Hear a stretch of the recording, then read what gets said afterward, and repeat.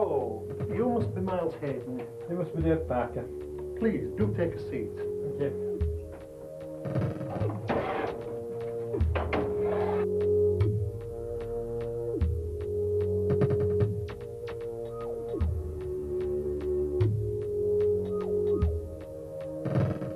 Your agency has informed me that you had some problems settling into employment for any length of time.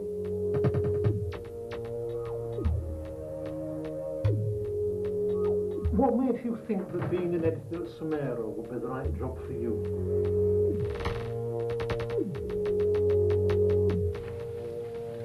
It seems strange that in the numerous jobs you've had, you haven't found any of those office qualities. In all of the offices that I've worked in over the past 5 years, I've noticed fundamental similarities. Open plan desk arrangements, amusing sticky labels everywhere, and an underlying feeling of bitterness. What I'm really trying to find is an office that breaks those conventions in some way.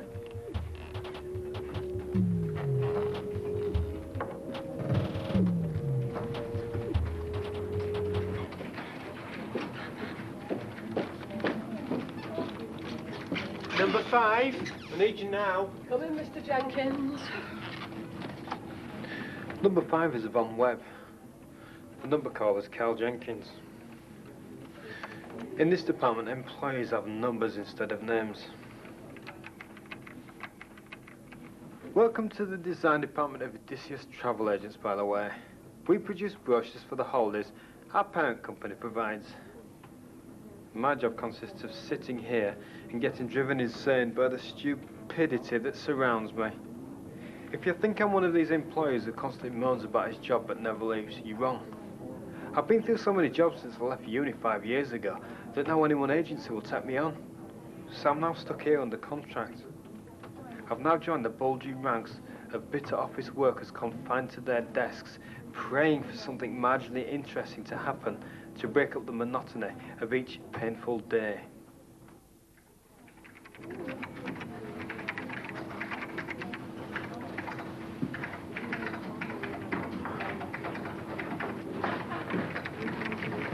You're going to have to stay late tonight to clear up some of my work. I don't want to hear any complaints. I'm off for a sack. What a bitch.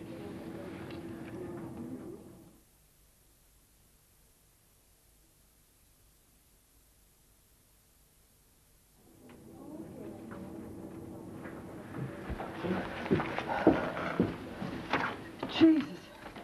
If I don't have a fax soon, I'm going to kill somebody. You're going to have to do these tonight as well. A what of time? You've still got 9 months to do here, Miles. Start pushing my patience now, and you're only going to make more trouble for yourself.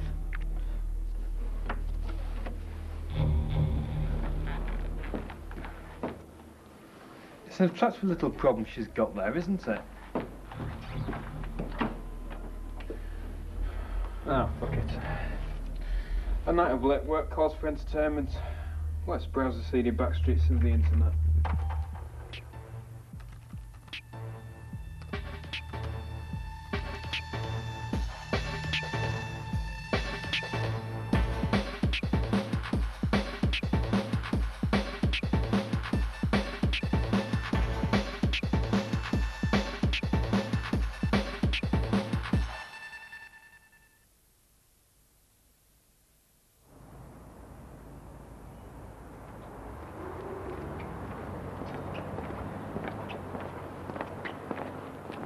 So, did you get that work done? Yeah, I stayed till about 10. Should have done it quicker then. Listen, I've got some work I've got to start from yesterday. Don't start complaining about having to work late. Let me give you a word of advice. Mr. Jenkins isn't too pleased with the way you've fitted in since your arrival here. And I don't think you'd appreciate your job agency finding out you're not putting in the effort, would you?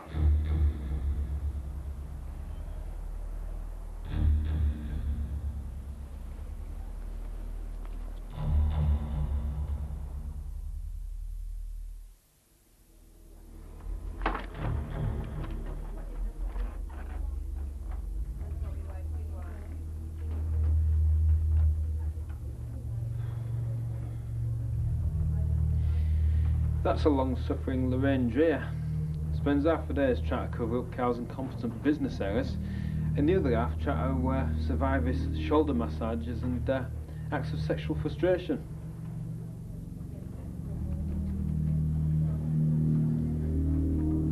I tell you what, there's a few members of staff you haven't met yet. While I visit the toilet, I'll leave you in the capable hands of one of our two designers, Andy Pritchett.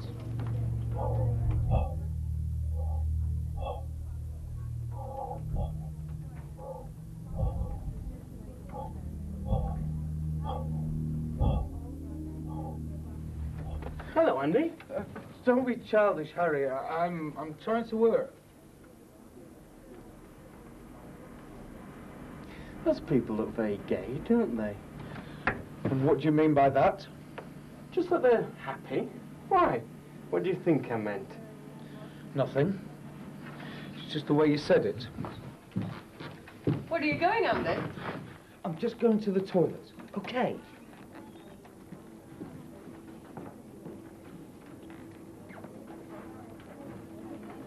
Well, I hope you and Andy got on all right. I see you also introduced Harry Cole, the second designer, and a man who never grew out of school.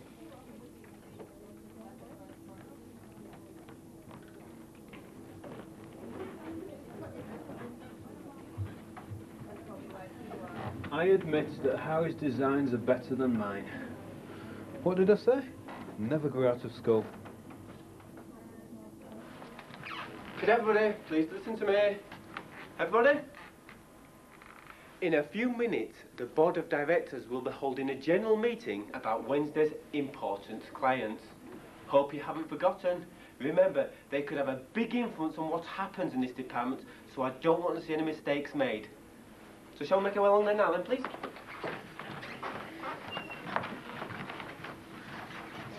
Afraid not, Max. That work you did last night was a mess. The picture spacing should have been 1.5 inches, not 1. You never told me that. Did I not? Well, you should have checked with me before I left if you didn't know what you were doing.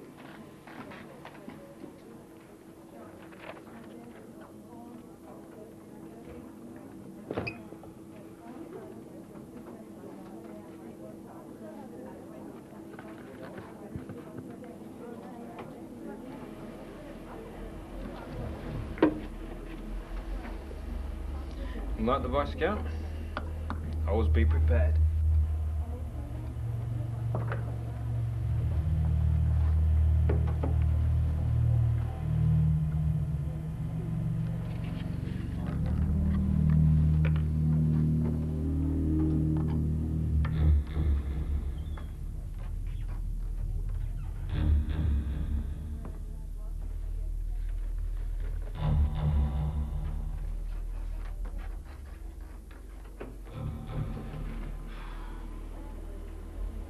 When making a decision that could affect someone's health, it's imperative to weigh the logistics of the situation at hand with its moral dilemma. In this case, I think he'll quite agree that the situation at hand punches the moral dilemma a number of times in the face.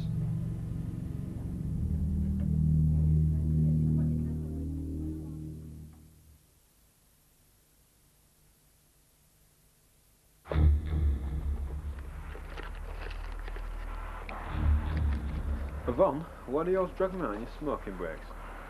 Because, Miles, we work on the same brochures, so we have to work together. Besides, I know you can't stand me smoking. Fair enough. So, have you started redoing that work you were supposed to have finished yesterday? Yeah. Shouldn't take much longer. It had better not take much longer. You know, it's the Mr. Jenkins' clients on Wednesday. When I told him you'd done it all wrong, he nearly hit the roof.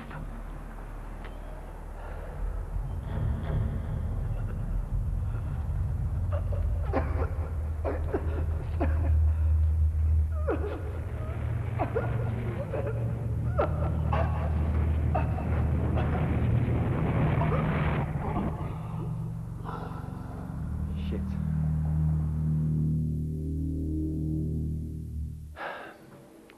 There's still no news from the hospital, so the best thing we can do is carry on as normal, and hopefully Yvonne will be okay.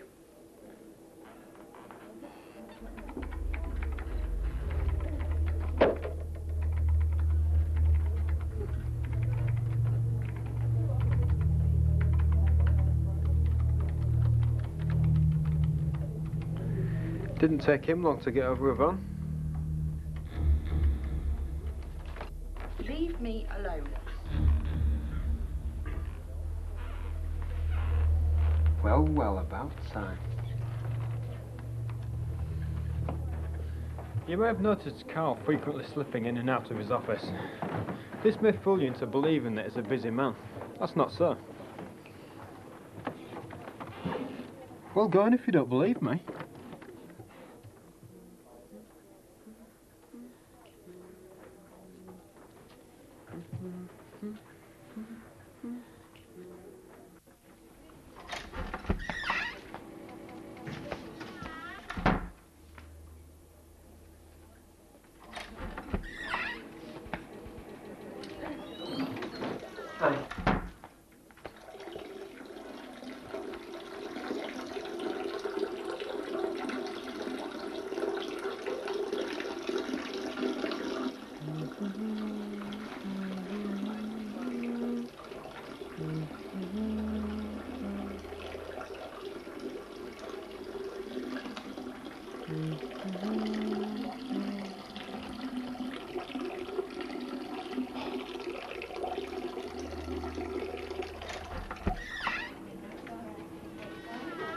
Oh, he must be nervous. Kel seriously is the most incompetent boss I've ever worked for. For years now he's got away with hardcore delegation. He now hasn't got a clue how to do his job anymore. You may have noticed my threat to Carl's authority has the effect of making him nervous and probably goes some way into explaining his inability to piss in the same room as me. I find it common amongst your incapable bosses that if anyone beneath them poses a threat to their authority, they'll back down for fear of looking stupid and proving their incompetence. In Carl's case, I like playing with that knowledge. Oh, hi Miles. How's it going? Oh, you know, not too bad considering the circumstances. Yeah, I'm sure one will be okay then. Oh, yes, of course. Miles, have you heard anything about Harry getting a pay rise? Harry? Yes, I found this letter on Yvonne's desk a few minutes ago from Carl, confirming a pay increase for Harry. Well, how's that going to affect you? Well, it's not really. But it just seems a bit unfair. Well, to be honest, there are probably more important things to worry about. A bond, perhaps? Miles, what do you think of Harry? Well, I don't think it's my place to say. Are you on his side as well? What are you talking about? I'm not on anybody's side. We're not in a play school. Oh, what? You think I'm acting like a child? What? Jesus, no, I'm just saying it's not my place to bitch about him behind his back. I only bitch about him because I know he does the same to me. Fine. Don't understand it. I've been here years longer than him, so why does he get such a large pay increase? It's general office knowledge that my work is of a better standard. Miles? Miles?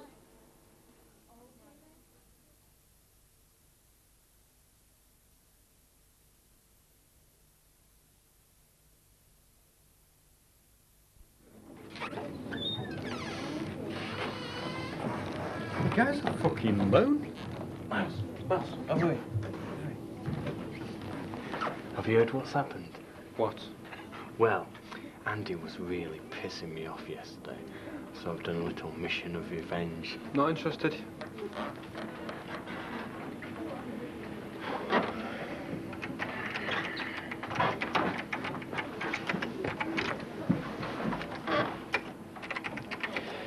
You see, I wrote this letter at home, which basically said that Mr. Jenkins was going to give me a pay rise.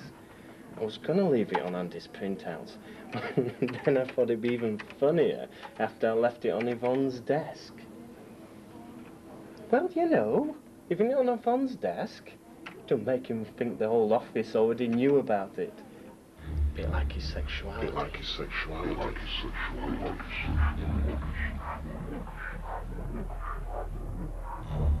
Miles. We'll never stop bitching about each other, Miles. What? Andy and myself have fought like this for years. We're stuck in a rut and we've become resistant to change. What do you mean? Nothing you will do is moaning about each other. Even if Yvonne never comes back, it won't change us. We'll just have to find another surrogate mother to complain to. Who? You. Why me? Because you're like us. I'm nothing like you. You will be, eventually. I don't plan on staying here that long. And what exactly do you plan to do about it? You spineless little shit. Oh, if anybody needs me, apart from Andy, I'll be in the marketing department for the next hour. Right, the marketing department for the next hour.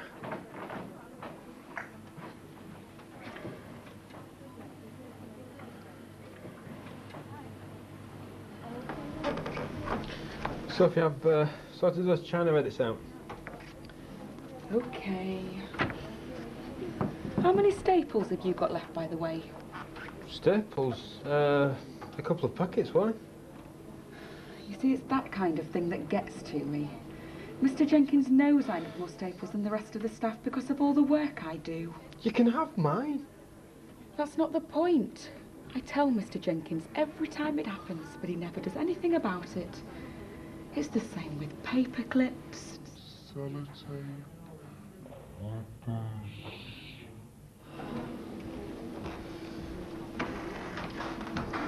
Sophie, could you get the hospital on the phone and put it through to my office, please? Yes.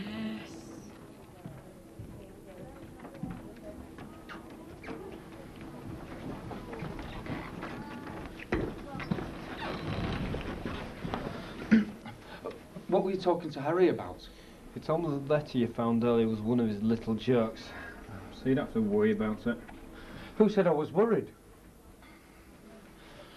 Miles, why do you think it is that Harry's always trying to piss me off? Look, there's a lot of work I need to get through. That didn't seem to stop you talking to your mate Harry. I'm gonna hit him. Everybody, please. Could everybody meet in the cafeteria 5 minutes with the rest of the staff? We've got some news about Yvonne. I'll meet you there soon. And if you see your mate Harry, tell him to stop being so childish. Otherwise, I'm going to tell Mr. Jenkins.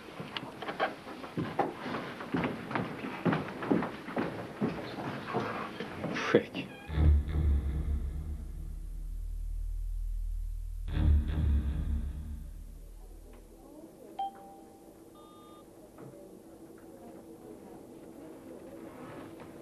A rake? Yeah, that's alright. About 35-40. How strong are they? Oh shit, Dr. Hoffman's right then. 5 then. Now make it 15. 5 will blow the balls off of a dog, yeah. Sound. I'll be round after work. Cheers.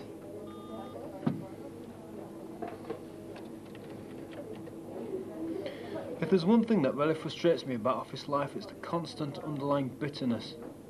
Take Harry and Andy, for instance. The underlying conflict between them isn't which one of them has the best designs. It's that Andy suspects Harry has been spreading rumours about his sexuality. Harry, being the child that he is, has been doing exactly that. Instead of facing up to the reality of their situation, the two men spend their lives constantly trying to get one up on each other and drag everyone else into it. I'm not like them. If I don't like something, I change it.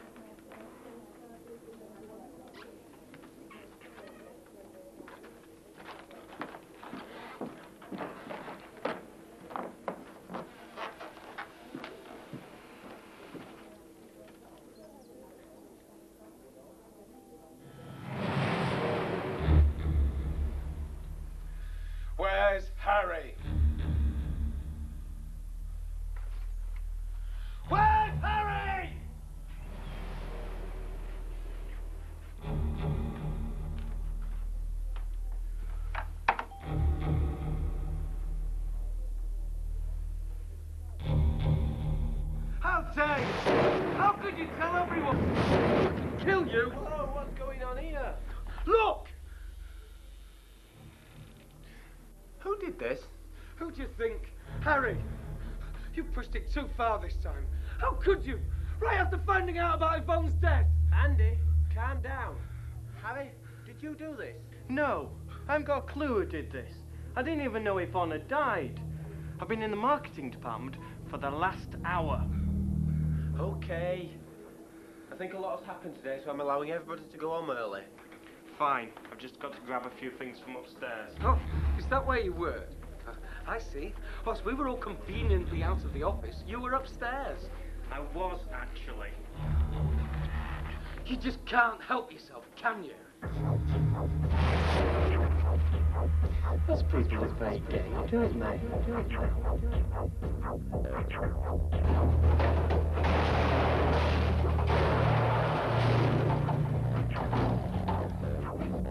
Don't make him think the whole office already knew about it.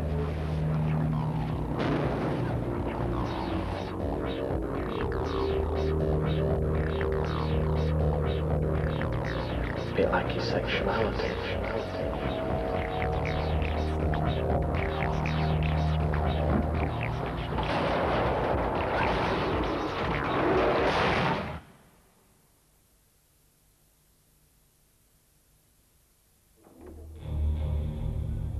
Well, I always knew it was going to happen eventually. But with all of Harry's little jokes, I'm surprised it didn't happen ages ago. Where is everybody? You haven't heard then? Heard what? About Andy and Harry? Yeah, I was there yesterday when the argument broke out. Well, it's a bit more serious than that. It seems that Andy was a little more upset with Harry than we first thought. Well, what did you do? Wait for Harry to turn his back and then viciously blacken his reputation. We don't have the full details yet, but it seems Harry had some work to pick up before he left. Andy was waiting in his car outside the car park. Andy ran him over. Harry died instantly. What happened to Andy?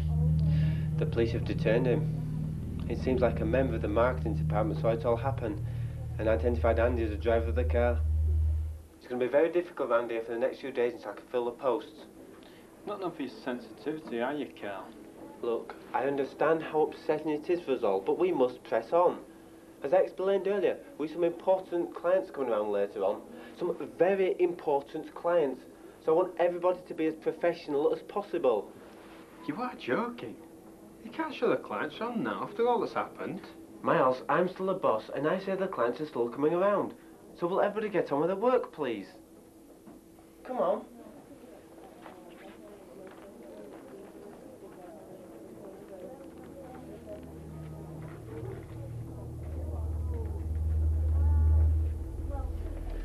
Just a quick recap. One death, one murder, and a life imprisonment on the horizon. And Cal deals with it by playing solitaire and inviting some clients round to see this now deteriorating department. You can't just tap someone on the shoulder and politely ask them to change anymore. No. These days we have to use a form of chemical influence.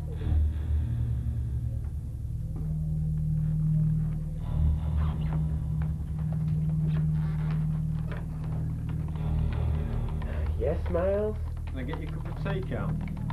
It's already boiled.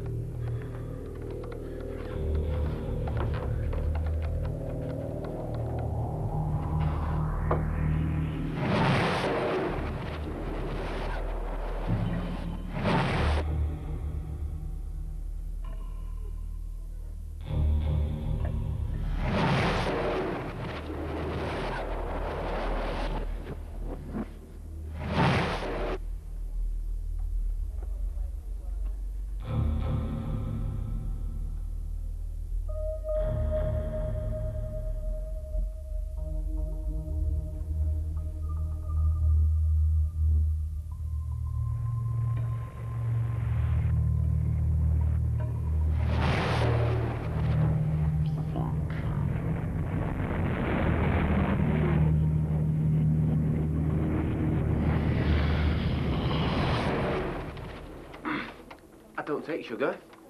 Do you, Lorraine? No, Sophie does. Sophie? Drink? It's all right, I'll have it. If you want a cup of tea, Miles, make yourself another one.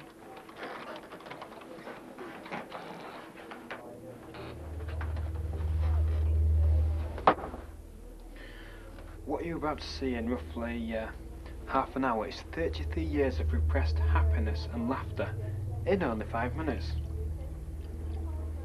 That should help Carl's image in front of his very important clients, arriving in about half an hour.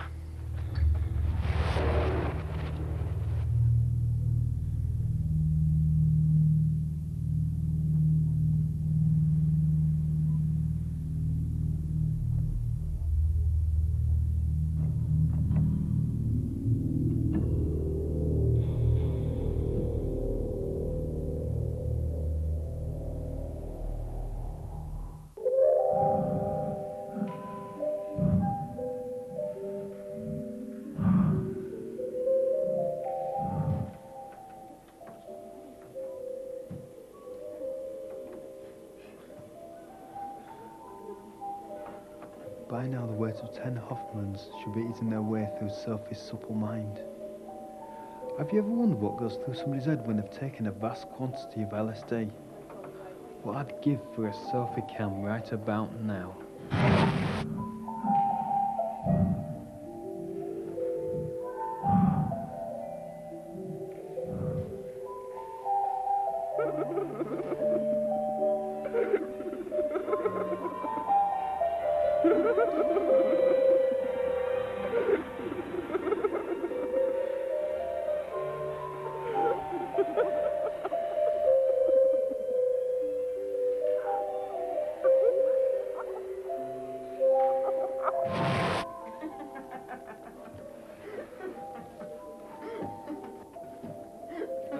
Have I not introduced you to Sophie?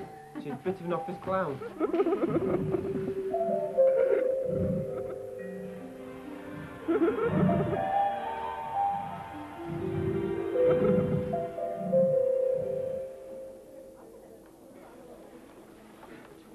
What's wrong with that woman? Well, she's been under a lot of pressure recently. Pressure? Do you call that pressure? Perhaps not pressure.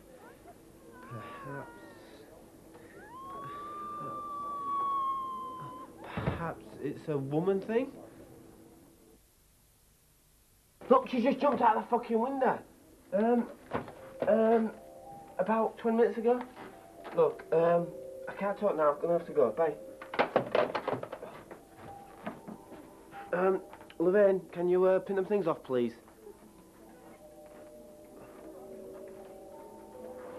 Carl, is it okay if I stick these files on your desk? Well, of course it's fucking alright.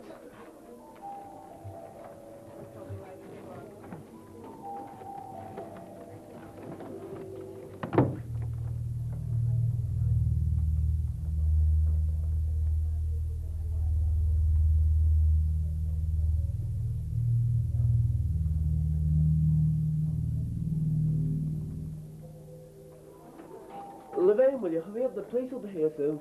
Couch, where you going? Oh.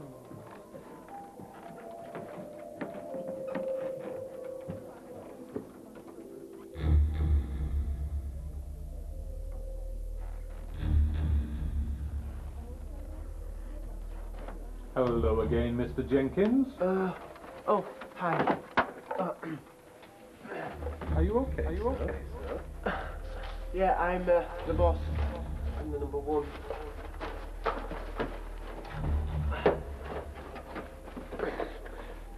Are you on any medication, sir?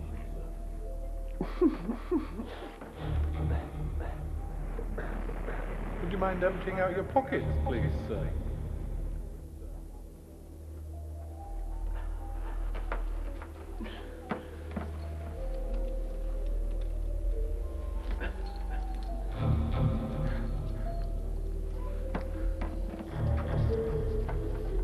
Mr. Jenkins, is it okay if PC Wood takes a look around your office?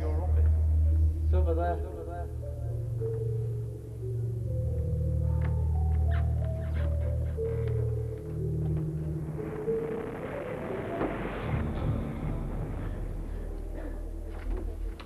Looks like a small quantity of LSD, sir. Are these yours? From the statement your secretary gave an officer on the phone a few moments ago, a Miss Sophie Simmons was acting very strangely before she jumped off the roof of the building. I quote, acting as if she were on drugs. Drugs?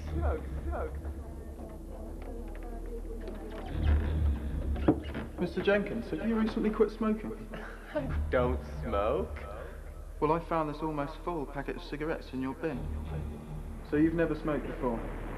No. Well, on closer inspection, I found this black substance on the cigarette filters. They're Yvonne's cigarettes. Yvonne Webb? Yes. Well, Mr. Jenkins, have you anything to say? Mr. Jenkins, I'm arresting you in connection with the death of Sophie Simmons and Yvonne Webb. You do not have to say anything that may harm your defence if you fail to mention when questioned anything which may lie.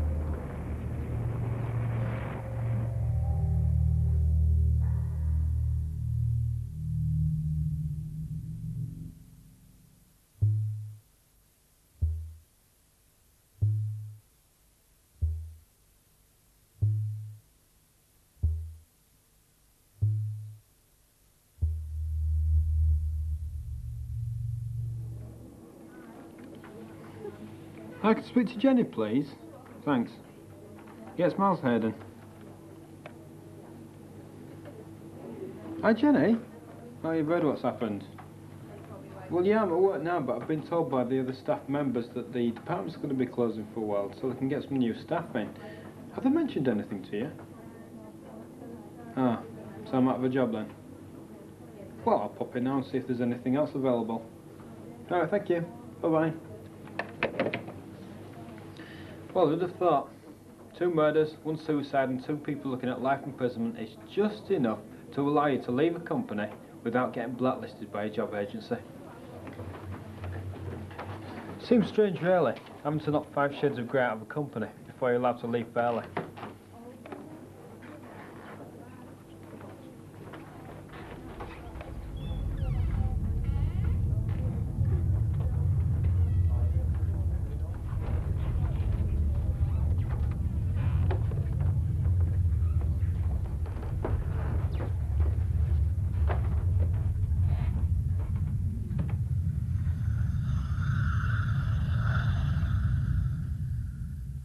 So, how about I show you around the offices?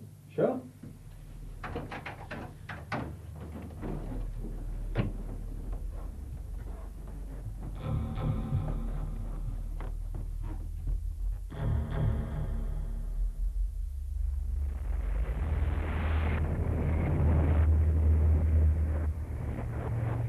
I know I should be feeling guilty, but I find it difficult to pity them.